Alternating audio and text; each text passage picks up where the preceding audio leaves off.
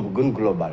Donc, il compléter à un niveau idiosyncrasique. Il y a les sociétés qui disent techniques, mais il y a les qui disent tego. C'est ça. Oui. Faut que l'intervention Songué amé solo. Ni mu décrire mon, ni mu jappé lettre. La force mentale est parce que ça dépend de la structure de personnalité de l'individu. Absolument. Dafa am ñoo xamné structure paranoïaque lañu yor. Bo rilé lettre bi. Structure paranoïaque bobu moy parce que chez le paranoïaque, il n'est responsable de rien. Absolument, c'est les autres. Lépp lu ko dal keneen na ko ko teg. Boo ko jëlee dans nos référentiels traditionnels. mooy indi ay dañ ma liggéey. C'est ça. wala yu mel noonu. délire de persécution. C'est ça. xam nga bi affaire bi amee gis nga ñu bëri di wax ne dépression bi moo bari. mais c'est à l'antipode de la dépression lii. parce que suicide mën na jógee aussi damay compléter aussi mën na jógee si état dépressif. mais bu boobaa nit ki du kuy jàppe ne. li ko dal nit ñee ko teg. moom mooy dem xool boppam. ba xeeb boppam. image de soi am dégradé wu. mu ne sama dund gi deew ma ko gënal parce que man jaruma dara. moom moo natt boppam. sous-évaluer boppam. amatul confiance si boppam mu bëgg a dem. sama dund gi deew ma ko gënal mën na nekk man ñi ma yaakaar ne ñoo ma war a soutenir. soutenir wu ñu ma mieux vaut ma dem. xam nga keneen ku nekkoon si beneen structure de personnalité par exemple un schizophrène mën na toog bopp bi dem. muy am yu muy dégg ci bopp bi ba xëy ne sëriñ bee ma wax naa xaru wala jinne jee ma wax ma xaru et cetera. loolu mës nañu ko dégg si ku ne dañ ko wax ne dafa war a rey doomam. ko fii au Sénégal. kooku mu ngi dans la schizophrénie. donc ku nekk ci structure de personnalité. dafay influer si ni ngay déggoo. li ngay dundee ak société. très bien donc pour revenir un peu parce que dañ ko tudd quoi si lettre bi. bon le gars du woon sama patient du woon patient keneen d'après ce que j'ai pu comprendre. li ñuy wax ne par exemple société bi ni muy évoluer. mécanisme yi mu war a àndal. pour dëgër laay moo ci topp. léegi-léegi nit dina ma laaj psychologue yi ñan nañu am comme client. mais en général mooy ñi nga xam ne quitté nañ complètement mode de régulation traditionnel yi. Absolument. ba pare nag amuñu ay mode de régulation moderne culture dem seeti un psychologue. amagu fi alors que boo bëggee dund yenn dundin yi. mais en réalité du bàjjan moo la ciy génne. du imam moo la ciy génne. du prêtre moo la ciy génne parce que fa mu la ci waroon génne. yow béréb booba jóge nga fa génn nga ci cadre bi dëkkal sa bopp beneen béréb boo xam ne dafa laaj yeneen mécanisme bien que yëpp écoute lay laaj. mais ni ñuy écouter ñaar ñoo xam ne ñoom ñaar rek dëkk seen appartement. bay bokkul ak ni ñuy écouter ki nga xam ne mu ngi ci grande famille. nga xam ne mode de production bi fa mu nekk. nañuy produire. nañuy répartir richesses yi na autorité bi di doxee. mais bokkul ak ni ñuy écouter ki nga xam ne ci appartement yooyu la nekk. donc peut-être loolu mbéy dina ci gën xuus quoi c'est-à-dire suñu société. dafay transformation. Clair. surtout en milieu urbain. transformation yooyu nag. dafa am yoo xam ne dañ ko bàyyi. te li ñuy yóotu jotaguñu ci. te boolewuñu ko ak mécanisme yi war a dimbali nit ñi ci côté boobu. mais justement xam nga mbir bi mu xëyee ñu bari li ñu convoqué mooy anam yi nga xam ne léegi moom la ñuy dundee fii ci réewum Sénégal nekkatuñu ci concession yi pour am ñuy joyanti sëy yi surtout sëy yi ñi gën a féete ndaw mais. ku ci am rek beru ji dem ci sa appartement ndax convoqué loolu dina doy pour expliquer jafe-jafe yi nga xam ne ñu ngi koy gis ci sëy yu bari nga xamante ne sax ñaare yàggatul. mën naa la ko firndeel en me basant ci lettre bi. jëlal benn par benn. les dizaines de points. yu waaj yi soulevé. transposé wul ci milieu traditionnel.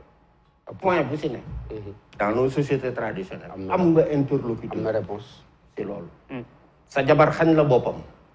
am na koo fa war a waxal dans le milieu traditionnel. dem ba ñeewante sa jabar ci kaw mu ngi lay bëgg a yàpp wala yooyu.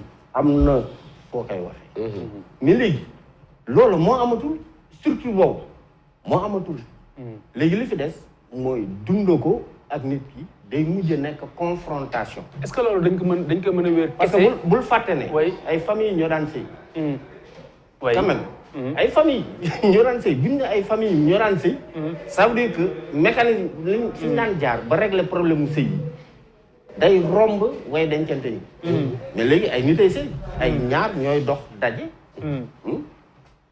te nañuy mutation yi dafa laal ba même les termes de l'alliance. merci beaucoup fa ñuy teg nañuy sëy.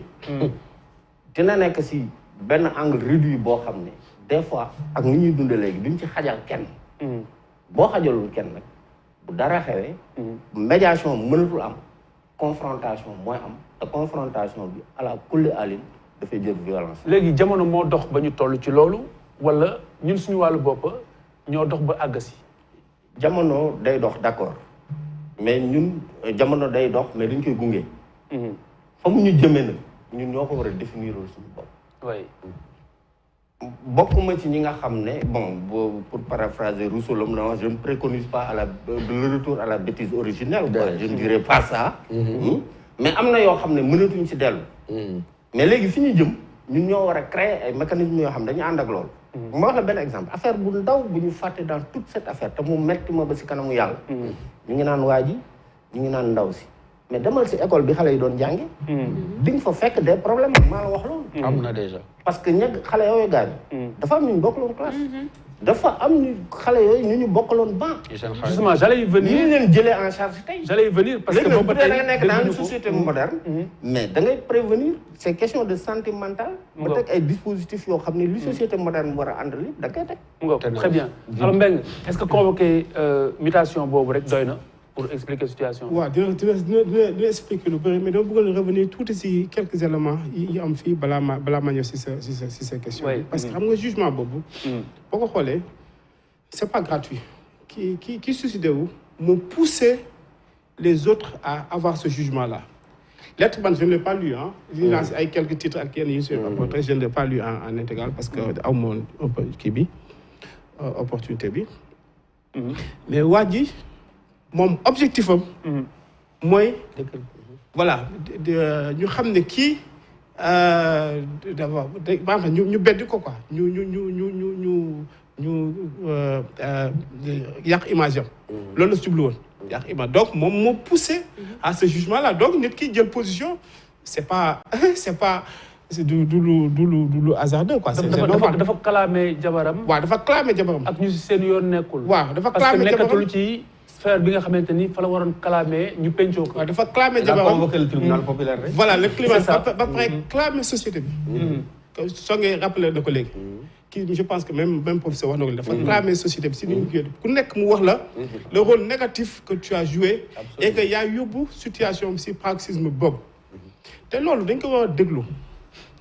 dañ ko war a déglu surtout ñoom Fatou wax xasam yi. waaw bàyyi wax ñu ne lire nga lettre bi parce que li nga wax ni am na lu ma si force si commentaire. dafa war a Fatou wax xasam lay waxal ak ay moromam. waaw li mu lay njëkk wax mooy bii couple yi métti na méttiwaay boo xam ne jël violence faite aux femmes rek teg ko yemee ko foofu rek da ngay biaiser sa analyse. que góor ñi aussi ñu ngi vivre ay situations yoo xam ne yu extraordinaire. tigi xam nga donc analyse bi dafa bëgg ñoom ñu gën a approfondir seen analyse. mu bëgg ñu gën a approfondir analyse sur les liens sociaux ak nu muy jouer xam nga nu muy tënkee góor bi. xam nga je pense c'est très important. bien sûr beneen lu mu wane sur le plan sociologique mooy. l'affaiblissement wu lien kii bi sociaux yi. góor ñi la gën a défavoriser. les hommes mariés la gën a défavoriser. waaw ñoom ñoo gën a souffrir si kii bi si société bi nu muy encadrer. nu muy encadrer wala lu muy ñàkk encadrer en tout cas évolution mutation bi. góor ñi ñoo si gën a souffrir loolu la ku góor ki wane. te loolu la bëgg ñun ñu déglu ko. xëy na alerte la. waaw xam nga psychologue bi moom dafay jël la perception individuelle. moom naka la mën a transcender loolu yëpp. mais sociologue moom du xoolee côté boobu. sociologue moom day xool société bi naka la mën a produire xam nga comment la société peut être suicidogène. absolument lan la mën a produire ce genre de suicide. bu boobaa effectivement li ñuy interroger question yi ñuy poser mooy. quels sont les déterminants lan moo tax ba góor ak nu mu nekkee kilifa ak nu mu amee baat ak nu mu amee doole naka la mën a. loolu mooy wane ne effectivement que dans les ménages ñun ñi gisuñu ko daa mel comme da nga jig ji am tab bi bët fekk am na lu doon togg si biir gisoo ko bu jékki-jékki nekk tab. noonu la mel c'est-à-dire aujourd'hui. est-ce que kilifteef gi mbéy nga baal ma. parce que mutation la ñuy wax. waaw est-ce que kilifteef gi. parfois li koy brouillé. waaw du que jigéen ki dem ba mën a diir mbagg ku góor ki. que ce soit sur le plan matériel ou intellectuel. waaw xam nga boo xoolee. parce que loolu tamit feeñ na si lettre bi. feeñ na si lettre xam nga dafa am mariage bu ñu def dafa am 3 parties. partie boo xam ne dañoo ñëw ñi ni ñoo ñëw di contracter mariage bi. parents yi ñëw de bu am partie boo xam ne ñi ni comme ni Fatou waxee sànq am na lu ñu dund lu ñu jot a dund. ñoom ñaar ak famille dund am na partie boo xam ne partie nu ñuy génnee si mariage bi.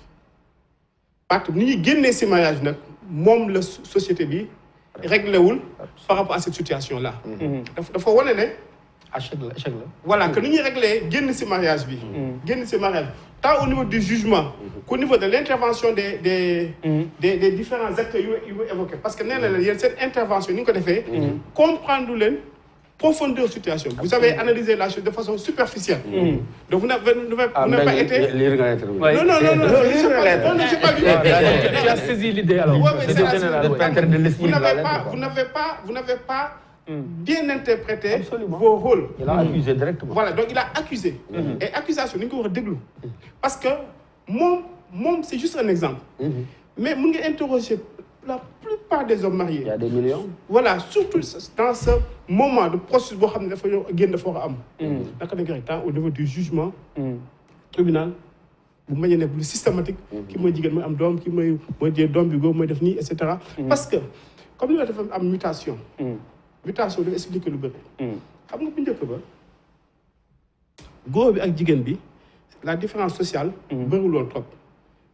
góor ñi entre eux seen différence bëriwul woon trop parce que comme la communauté ñi ay béykat ñi ay nappkat ñi la différence yëpp benn la woon. mais aujourd'hui da ngay xool dafa am étirement de l'échelle sociale. da ngay gis koo xam ne mu ngi fay ko 60 000 francs. gis koo xam ne mu ngi fay ko 10 millions et cetera. gis koo xam ne am na doole gis nga affaire day gën a étiré du gën a dem. comprendre nga léegi loolu yëpp dafay jouer ci couple bi te léegi góor bi avant lu muy investir ci couple bi mun na dafa am ay différence nga gis koo xam ne lu muy investir ci couple am keneen investir ko amaa na ko échec kooku bokkul ak échec ku keneen ki bokkul ak échec ku keneen ki donc dafa bëri ay déterminants yoo xam ne mutation yi ñoo ko expliquer le profil de la personne xam nga ñu fu mu jël fu mu jël investissement mu def ci ay doomam il l'a dit, hein? Mu def ay doomam ba nekk des doom mu nekk ay élèves modèles. Donc c'est quelqu'un qui a beaucoup investi dans son couple. Qui a beaucoup investi dans sa femme. Mais toute la lettre dans le fond c'est ça. Voilà donc j'ai tout donné. J'ai tout donné. Et en retour j'ai rien reçu. Voilà tout donné boobu da nga koy déglu am na koo xam ne 50 000 la am. Jaww ji am 50 000 ñu joxe ci biir couple kooku il n'a rien donné. am na koo xam ne mu ngi jëlee niveau 0 nekkoon niveau 1 million di ko xëcc di xool énergie boobu mu àndal réaction bi muy am. Mais quand on arrive en esprit de compétition, xam nga compétition boo amee ci couple. day compliqué te je pense que. ci biir wax ji sax wax na wax compétition. waaw xam nga justement loo xam nga loolu dafa am. c'est-à-dire dafa investir mutation yu ko indi. c'est-à-dire mutation mooy indi que investissement di gën a am doole. mais jabar mën na ëpp doole jëkkëram sax matériellement. mais wéeru ba tey si valeur yi nga xamante ne nii. mooy bu dee yaa ngi ci ancien paradigme. waaw mais fekk yow bu dee psychologue ngay waxal moom. man c'est conciliable. psychologue moom perception lay xool di jéem a faj nit ki. mais sociologue moom day xool les relations sociales. les déterminants qui ont amené. xam nga un tel comportement. ak quel comportement bu lu ko jur moom côté boobu lay xoolee. loolu lu muy wane mooy. dans les couples instant bii. ñu wax ko ñu ñàkk ko wax. Et contrairement au mouvement féministe, nous avons violence faite aux femmes, violence, nous avons il faut que cette analyse soit affinée. Nous savons dans les couples, il y a des déterminants qui nous expliquent. Et violence faite aux hommes. Dans les couples, il y a énormément de tension. De tension, surtout au moment où nous avons désamorcé les bombes, nous savons que ce nekk fii bu nekk benn phénomène bu ndaw. Absolument. mu yem fa je pense que loolu mooy la principale. parce que moment wu génn bi di nga gis sax benn góor. boo xam ni bàyyi liggéeyam moo koy gënal fay pension. parce que xam na ni dañu ko sosal xam na ne dañu ko yàq xam na ne dañu ko waaw. par exemple loolu dafay am. am ñoo xam ne loolu jaxal na lu nekk parce que yow sa liggéey bi yëpp nga jël ko. ba ci xaru sax ba si xaw boobu ba si xaw am ñoo xam ne dañuy xaru am ñoo xam ne dañuy bàyyi seen liggéey am ñoo xam ne dañuy gën di dem parce que. ñu gàddaay génn dëkk bi. ni ñuy jugé le problème à la sortie parce que dugg bi moom yomb na. bu neexee tamit yomb na xaw na yomb. mais instant bi interrogation bi ñu war a def. mooy comment gérer et loolu xëy na suicide bi moom moo gën a pousser ñu poser des questions. mais si biir famille yëpp. à un moment donné li nga gis ay couples yoo xam ne ni ñu régler seen problème de divorce bi métti na trop. c'est ay tensions yu ñu jeex. et souvent ñu ñuy tuddee kilifa si suñu société bi. ñooy gën a envenimer problème bi. oui ils ne comprennent pas. waaw parce que du ñu comprendre parce que nit mën wax souffrance yëpp. da nga koy ñàkk a fayda xam nga kii kenn du ko xeebal. di sociologue kii psychologue yi di wax di kenn du ko xeebal jàngoroom. xam nga kenn du ko xeebal problème am. yow yaa ngi jël affaire bi rek di raay non xam nga ni dafa war a muñ dafa war a def nii jigéen dafa war a muñ góor dafa war a muñ xam nga et cetera ñoom dañuy nekk foofu si kii boobu rek si contexte donc pour nga dem ba analyser en profondeur li nit ki di dund. ak souffrance yu ñuy daj xam nga loolu moo nekk seen problème. c'est au cas par cas kenn mënul te comme yow kilifa dafa am doole si yow ascendance psychologique. ascendance morale bu waxee da ngay def par force. ñëpp comme ni ma expliqué. ñëpp mu nekk ci groupé. alors que moom il voulait s'exprimer. absolument wax lu muy dund tension bi ak déception bi ak profondeur bi muy kii kenn déglu ko donc à un moment donné mu nekk loo xam ne vraiment. il a décidé de l'exprimer définitivement. oui parce que dafa ne dafa mu exprimer wu. parce que justice fu mu demee. justice peut-être perception la moom si moom boppam. perception foo amee désespoir mu am. automatiquement la personne mën na am ay tendances. pour